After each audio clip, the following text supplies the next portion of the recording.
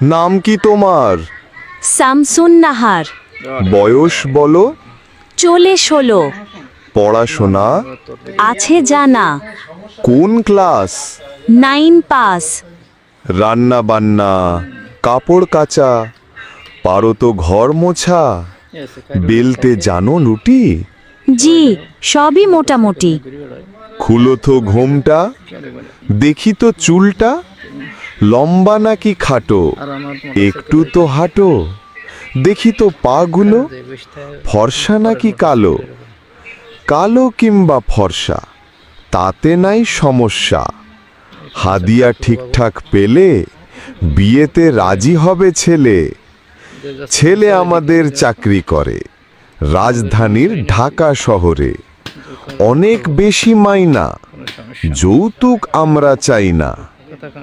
তবে পারলে একটা গাড়ি, আসবে জামাই শ্বশুর বাড়ি। পায়ে হেঁটে কেমনে আসে, যাবে বংশের মান ভেসে। তাই একখান গাড়ি চাওয়া, তেমন নাই চাওয়া পাওয়া।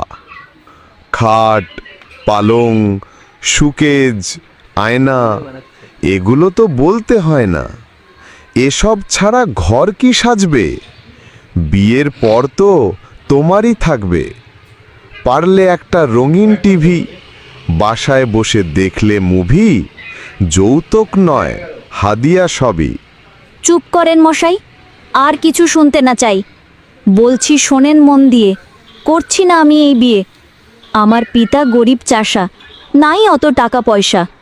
পড়েননি এমন দায়ে কন্যা সন্তান জন্ম দিয়ে।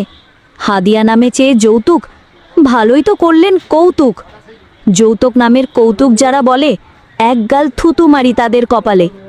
কৌতুক করা যাদের এত সাধ, থুতু ছাড়া ঘুচবে না সেই অপরাধ।